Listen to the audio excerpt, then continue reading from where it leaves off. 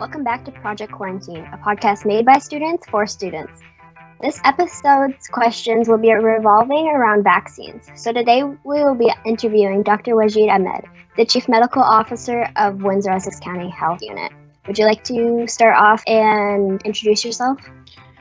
Thank you, Madison. So my name is Dr. Wajid Ahmed, and I'm the Medical Officer of Health for Windsor and Essex region. Public health has been dealing with this pandemic for quite some time now, and it's unfortunate that we have seen many of the challenges of the pandemic, and it's great to connect with the students who are impacted by it. And as we talk about the vaccination, it is important that we also talk to the students and the younger people if they have any questions. So I'm here to address any questions about vaccine, about the pandemic, about anything else. So happy to be here and looking forward to have a good discussion with all of you. Hello, Dr. Ahmad. My first question for you is, what kinds of vaccines are out there across the world, and what would be possible for you to discuss your thoughts about them? So thanks for this question, Riley. So broadly speaking, we have so far two types of vaccine that are available in the world. One is based on the messenger RNA protein that is mainly Pfizer and Moderna. And the other type of vaccine that we have are viral vector protein, which include the AstraZeneca and Janssen vaccine that are approved in Canada. There are other vaccines that are approved in other parts of the world, but not necessarily in Canada.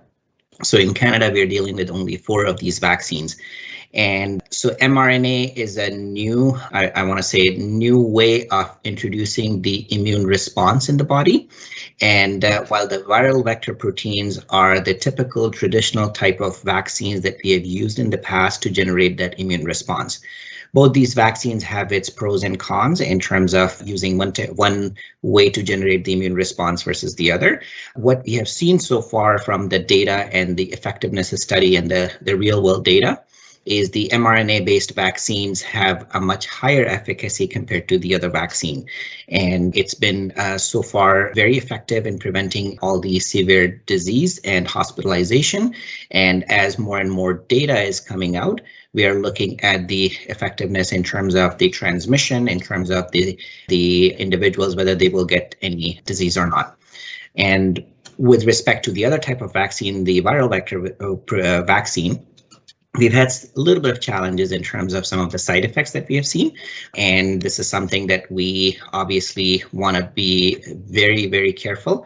And it's on top of our minds all the time. We want all these vaccines to be safe and effective to be used in the population. So vaccine safety is a very, very important topic for all of us, and we're continuing to monitor that. But because of these vaccines, we were able to eradicate smallpox, and we are eliminating many of the diseases from the world. So in our parts of the world, obviously, we don't see some of those diseases. So these vaccines are definitely a very important step in fighting the pandemic, and also making sure that we are keeping our community safe. What are your thoughts on Canada's choices of vaccine? So I wouldn't say that the Canada's choice of vaccine. I think it's the way the vaccine approval process happens is all these pharmaceutical companies who are developing these vaccines, they put together an application to use their vaccine in Canada, and they have to go through an approval process, a regulatory process to provide the information, the clinical data, the manufacturing details, and how they're using this vaccine, who this vaccine is indicated for. They provide all that information.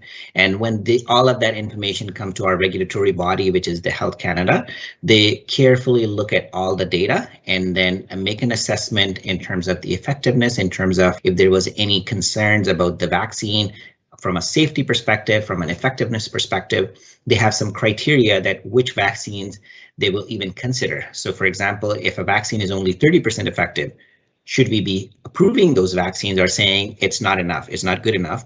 Or should we be setting up a criteria, let's say only the vaccine that we will approve, it should be 90% or 95%.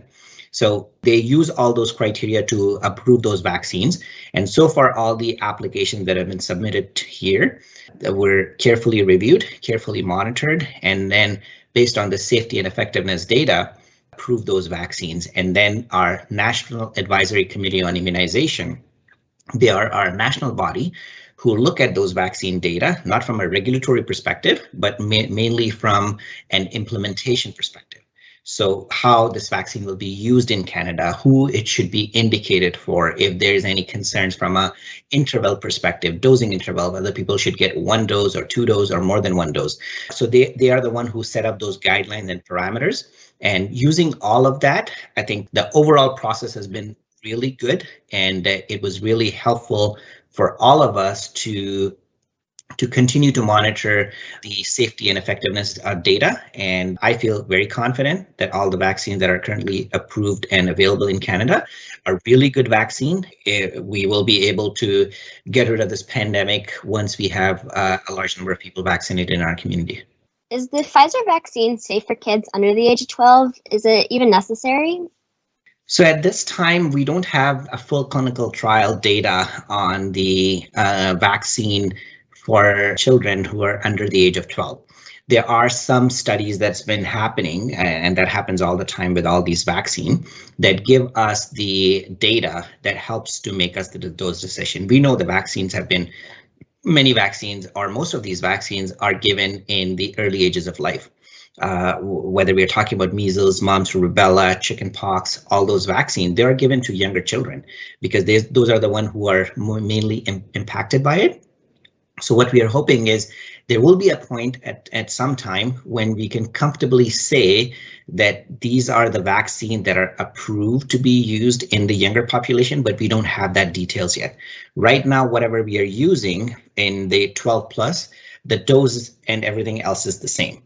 The next question would be, yes, in theory, these vaccines should be effective in the younger children as well, but should they be getting the same dose or should there be a different dose? What would be the dose for them that would trigger the immune response that we are looking for? Is there any other consideration that we have to make?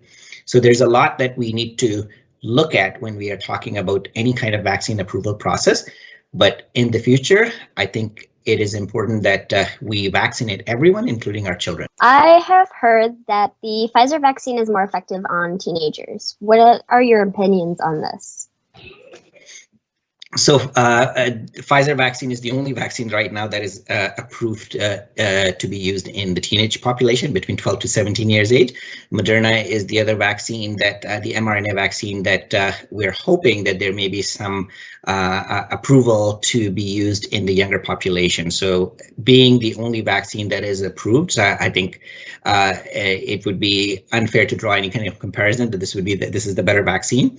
But so far, both the mRNA vaccine in adults, they provided pretty much the same level of effectiveness, and everyone who has received the vaccine have didn't develop any severe reaction to it. We used Moderna mainly in our long-term care home, retirement home residents, and since we give the immunization there, we are not seeing any outbreak. So knock on wood. So those people are really protected, while everyone else, like the healthcare workers and other, they got Pfizer vaccine, which was the vaccine that was difficult to use at this time because of the temperature requirement and how it's reconstituted.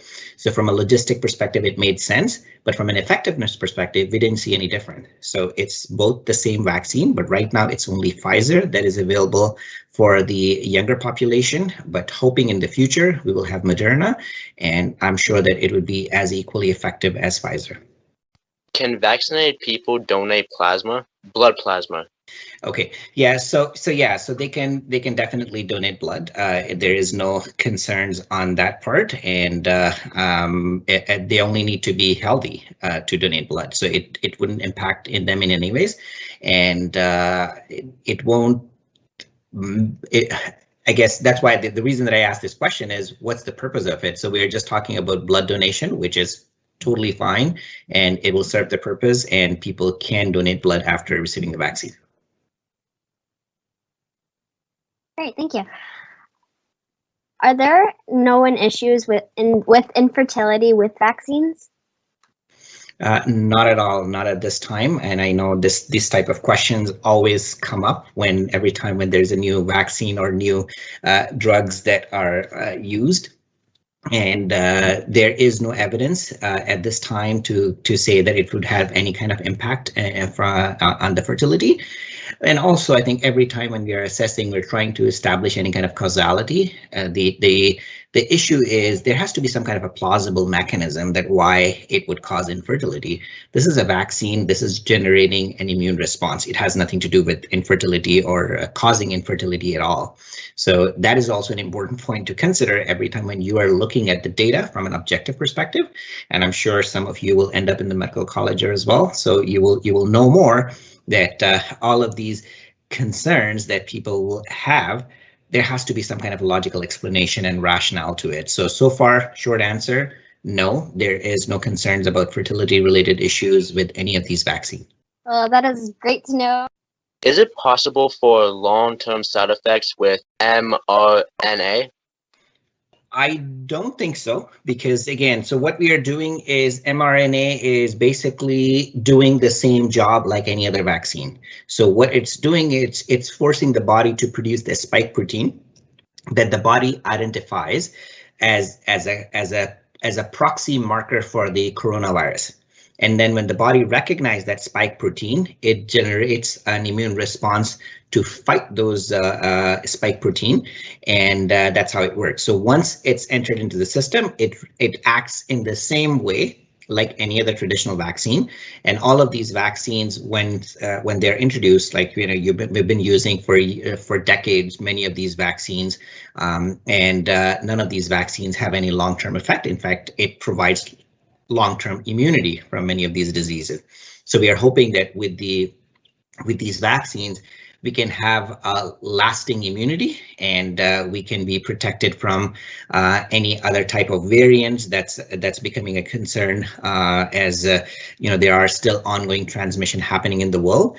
But so far, I don't see any reason to be concerned about any kind of long-term effects of these mRNA vaccines. How do symptoms after the vaccination differentiate between age groups? Not much. I think in the younger age group, we see a minimum symptom, and because mostly their body is pretty healthy, and there's more anxiety related issues. The younger teenagers, they are more anxious to receive the vaccine, and so that's what we have noticed in terms of the reaction. They haven't, like my 12-year-old son, he got his vaccine, doing totally fine, nothing happened, and there could be some individuals who may experience pain, and that's the most common injection site reaction that we notice, pain and swelling. It's not different than anything else that the adults see, and in fact, I would say the younger children see less of a side effect compared to the older one. That's good to hear. So we've heard rumors that the AstraZeneca vaccines are more harmful towards elderly people. What are your thoughts on this rumor? So, as I said, vaccine safety is very important for all of us. And every time someone is developing any kind of vaccine-related adverse event, the healthcare providers have an obligation to send a report back to me as the medical officer of health for all the adverse event following immunization.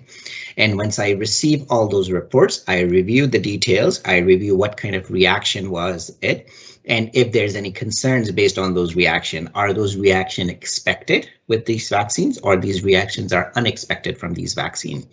And once I sign off on those reports, all of that data is entered into a provincial database, and then the provincial database finally get entered into the national database. So that's why even rare events can be picked up by the provincial or the national database.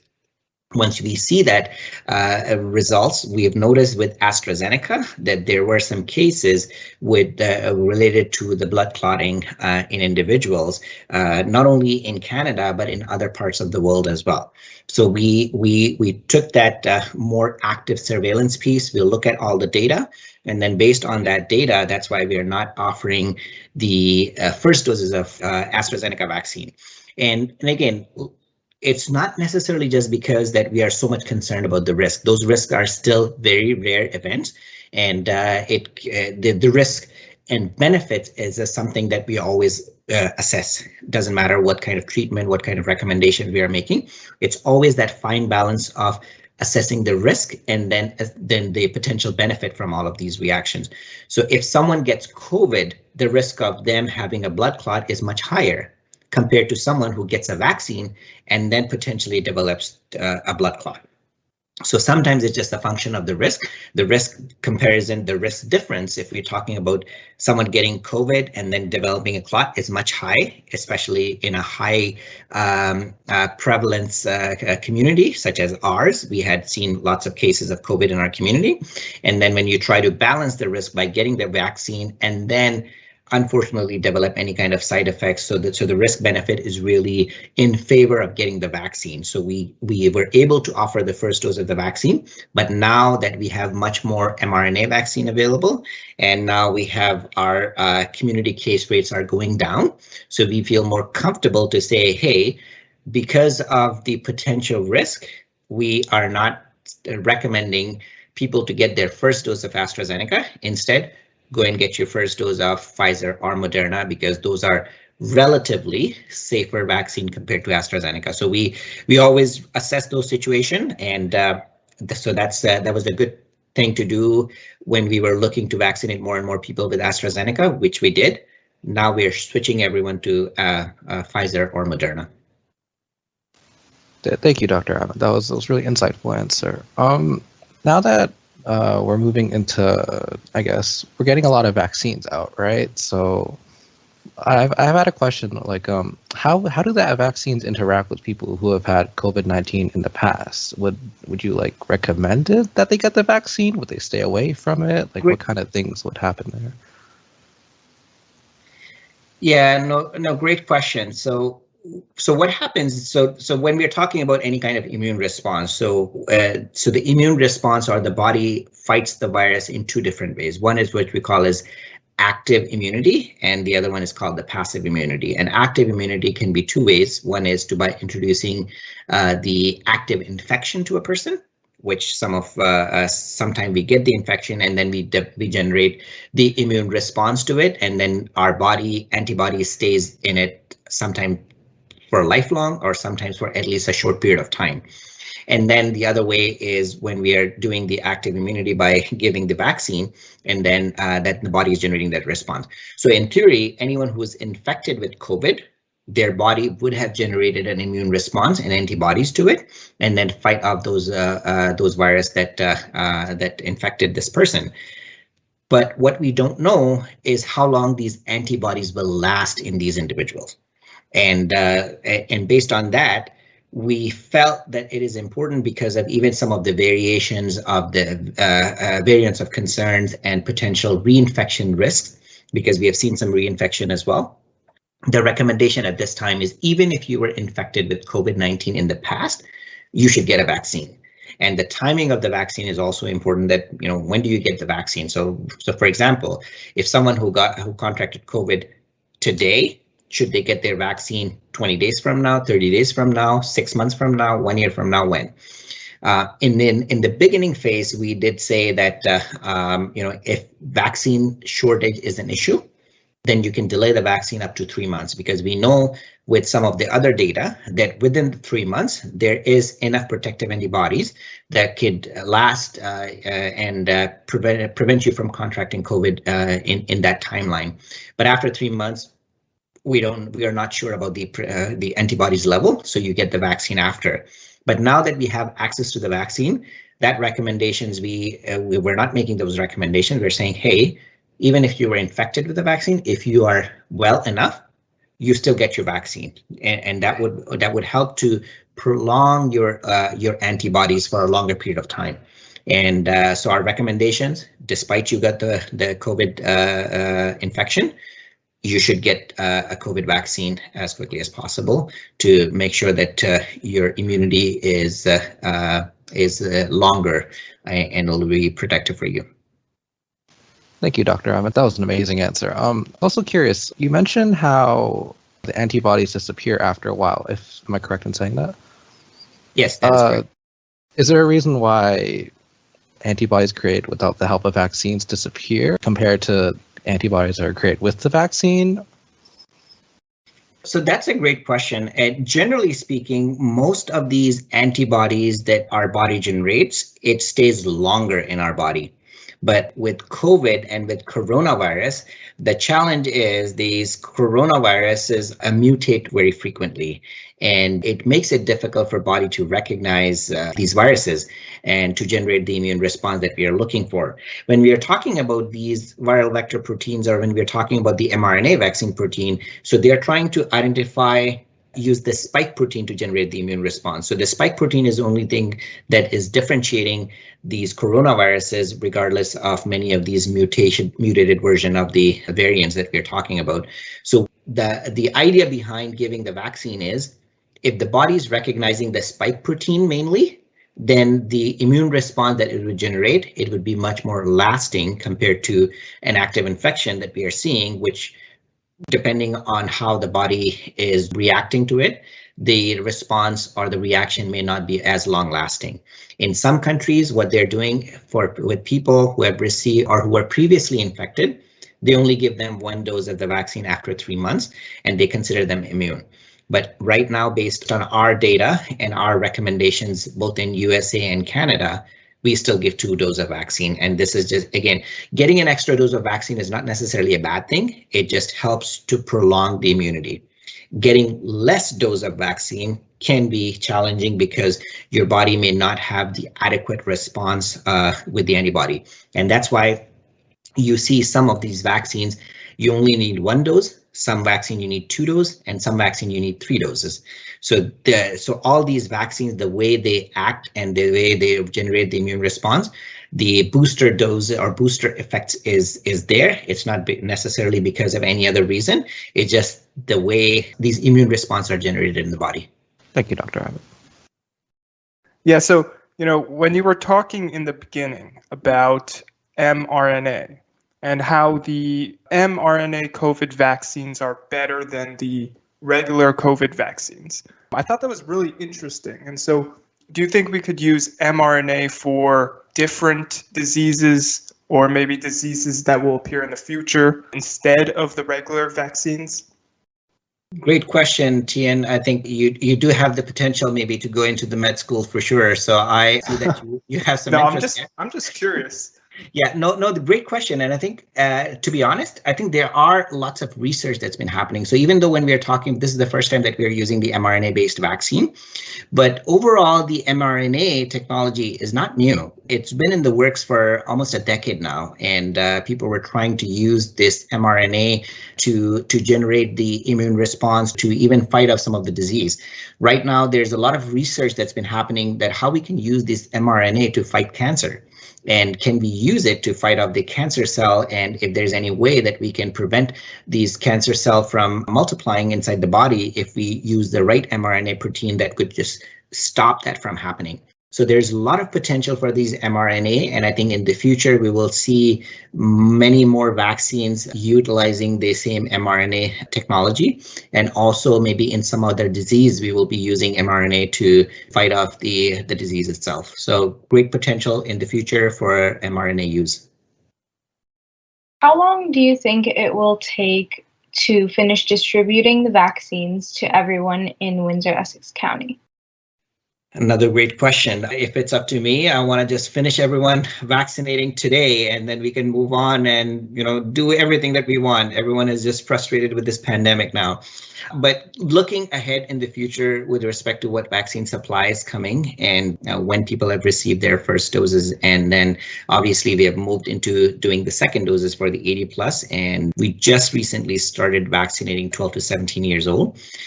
So we anticipate that we will be in a much better position before the end of this month, not even by the end of this month, to finish off our first doses to whoever is interested in receiving the first doses, and then we can concentrate more and more on the second doses. Again, with the expected vaccine in the next months, we are hoping that by the end of August, we should be able to finish all our second doses. But again, those are based on the assumptions and based on the uptake that we are expecting. Could be longer, but my goal is before you guys go back to school, we should have a community with a very high vaccination rate, more than 70% in everyone, not only just adults, anyone who is eligible to receive the vaccine. If it's more than 70%, then it would be a great success. 70% with both doses, even better. But let's see where we will end up. My goal is I'm working with a timeline to finish everything by end of August. That's great. How does Windsor organize distribution of the vaccine? What kind of progress must happen to get the vaccine from the suppliers to the unvaccinated? So the way it works is the ministry, and again, let's just take a step back in terms of the vaccine that are approved. So the two vaccines that are approved, both Pfizer and Moderna, it requires low temperature to maintain its effectiveness and to maintain the integrity of the vaccine. Pfizer vaccine definitely requires much ultra low temperature, which is minus 75 or minus 80 degrees temperature that it needs to for the transportation and everything. So it comes in a special container to Windsor, Essex, and it comes to one site, and then from that site, we distribute it at least to two different sites. So one goes to the hospital system and one goes to our public health unit. And then the hospital, they are running at least two mass vaccination clinic, one at the St. Clair College and the other one is the Windsor Star Building in downtown Windsor. So they use their vaccine or whatever allocation that we discussed to both send to Sportsplex as well as the downtown Windsor. And then the rest of the vaccine that we receive, we distributed to our mass vaccination clinic at Libro Center, at WFCU, at Nature Fresh Leamington Center, and also one of the clinic that we use in downtown core for vaccine distribution. So we bring it in, we put it in our freezer that are ultra cold temperature, minus 75 degrees. We put it there, and on the day of the vaccine clinic, we take out the vaccine that we need to be used, and then we transport it to the vaccination center, and then they're used there. So we have to be very careful in the logistics and calculation of how much vaccine we need in each of these clinics to make sure that all of that is available for people who would use that vaccine. Our vaccine wastage rate is 0 to none. We are very efficient in using all these vaccines, and none of these vaccines at the end of the day get wasted, because we plan and we allocate appropriately. If we have to put these vaccines in the normal fridges, so Pfizer vaccine can stay in the fridge for 7 days. Moderna vaccine can stay in the fridge for 28 days. So recently, like just last week, I think there was some updated guidance that came from Pfizer. And basically they said that their vaccine can also stay in the regular fridge for 28 days, which makes it easier for the pharmacy and the primary care provider to keep those vaccine in their offices because they have just the regular fridges. Public health and the hospitals, we have the ultra cold temperature freezers that can keep these vaccines for a longer period of time. What kind of challenges do the health unit face distributing the vaccine? Well, the logistics, as I explained, I think it's huge, is ensuring that we are not wasting any of these vaccine, as we were calling it like liquid gold. This is as precious as gold right now, and we want to make sure that we are not wasting any of these doses. So the allocation, when the ministry gives us the allocation that how much vaccine we will receive, our team of staff work on the a distribution plan that how we'd want to distribute the vaccine across all of these sites, because we have like 5 or 6 mass vaccination sites running and operating in the city and county. And then we also have our primary care providers and pharmacies there. So we want to make sure that we are not keeping these vaccine in the fridges. We want to give it out as quickly as possible, but we also don't want to waste it. So the logistics of making sure that we're counting each of these vaccines and we are distributing each of these vaccines is really, really tricky and challenging. So that's the most challenging part that we are dealing, and obviously the demand, because everyone wants a vaccine, and just answering and having a consistent process that we can use in the best interest of the people and then distribute it accordingly. That has been our biggest challenge, but things are getting better. All these challenges are not there as much as it was in the beginning. When is the second dosage for AstraZeneca vaccine available for the people that have finished the first 10 weeks after the first dosage? So we've had some supply of vaccine that was expiring before May 31st. So we kind of expedited that process to give out the second dose of AstraZeneca after 10 weeks of interval. And so that process is ongoing, and we have the vaccines we received, we distributed it to our pharmacies, and also there are additional vaccine coming our way that we will be giving it out to our pharmacies and our primary care providers. But just on that note, I think I just want to make sure that the audience also understand that part and the way these vaccines work. It is actually beneficial for people who receive their AstraZeneca to get their second doses after 12 weeks, because receiving the second dose at 12 weeks, it has been shown that it generates a much better immune response compared to those who have received it on, let's say, 4 weeks or 6 weeks or 8 weeks. So 12 weeks is the optimum timeline, but we want to make sure that that information is out there as much as people want those vaccines sooner. But at 12 weeks marks, that's the best time that people should get their second dose of AstraZeneca if they're interested. And we will be receiving more vaccine. We will be distributing it as quickly as possible so everyone can access their second dose for AstraZeneca. What are your thoughts on unvaccinated citizens attending public places or returning to their normal lives? You guys have all the best questions for me. I really like those questions. So it's interesting because there has been lots of talk on that, and thinking about what the future holds and what the future looks like. Obviously, there will be a concern that we have seen significant changes in how the world operates now compared to 2 years before the pandemic. So the pandemic has definitely brought many concerns, fear in everyone's mind, and people are much more aware of the risk of infectious disease spread in the community.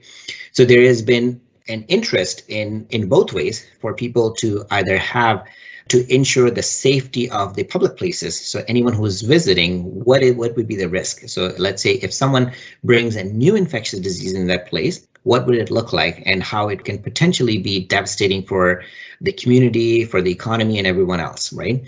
So there is this thought that people who are vaccinated, if they are the only one who are accessing those facilities, we will be mitigating some of those potential risks. But it also creates a barrier and challenges for those who are not vaccinated. So from a public health perspective, that's the bigger question. We want to make sure that we give an opportunity to everyone belonging to various socio-demographic background, people with low income, people with challenges with income or housing. They also have access to the vaccine. And some of these people may not necessarily get a time from their employer or because of various reasons not have the ability to go to the vaccination clinic. What do we do to give them the vaccine? Because if we are not offering them the vaccine, and if it ends up in having some kind of a vaccine passport, if we want to call it, to attend some of these public gathering and public event, it would be a barrier for them. We'll be further marginalizing a segment of the population, which is already marginalized because of other socio-demographic indicators, right?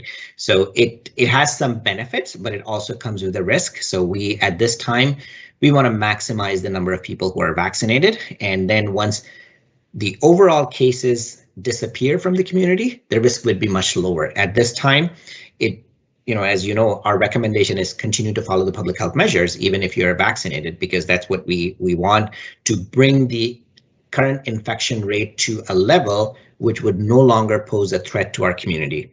If we get to that stage, I think it would be a fair game to say that, there's not enough risk and we shouldn't be creating any barrier. But unless we get to the point, there will always be this dialogue of going back and forth from a public health perspective. I want to make sure that everyone in our community is vaccinated as much as possible. This will be our last question for today.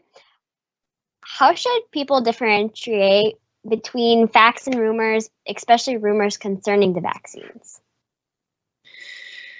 Yeah, it's tough. I think I'll just be honest and I'll say it's tough because social media, while it has come with its own benefit, it has also come with its own challenges. And there is a lot of potential for any wrong kind of information to circulate very quickly and potentially infect all these other, good messaging. One of the great examples that I was reading in an article, and it basically says that, if you're thinking, let's think about a human body. So you have a human body and you have all the good things and everything is working perfectly fine in the human body. and everything that you're looking at, it's all good. But then somehow you introduce an infection into that body, and then that infection tends to spread very quickly and then basically corrupts the entire body and infect the whole body. So that's how the social media system works. So once an infection or a wrong information is introduced into the body, and if it's spread very quickly, it just makes it very difficult to differentiate, okay, what is the right information, what is the wrong information, and who do you trust, who do you not trust? So I always say that, going back to, if you have the understanding of how science works, you will be easily able to understand this is just a rumor, or maybe there's some validity to it. And you will hear from many people who will claim to be scientists, doctors, and experts, and then they will be talking about all those things. My question is, are they really the expert in all of those areas? And even if you are, so let's say if I'm a public health specialist and if I have an opinion on it, that's fine. But if my opinion is completely different from the rest of the people, I have to be really, really smart to think myself that, oh, I'm smarter than the rest of my colleagues to have an opinion which completely go against everyone else is saying, right? It's possible, but really those are the people that when we are listening to them, they are not the one. They are not the one that we will say that, oh yeah, these are really like smart, intelligent people and they're making sense of whatever they're saying. So that's one of the indicators. The second indicator I always say, always try to get your information directly from the source. And I know in this social media world, especially with the teenagers, you guys even read your news on Instagram or on Facebook. Or not, you guys are not Facebook generation, so scratch that. Maybe a Snapchat and some of the other platform that you are using.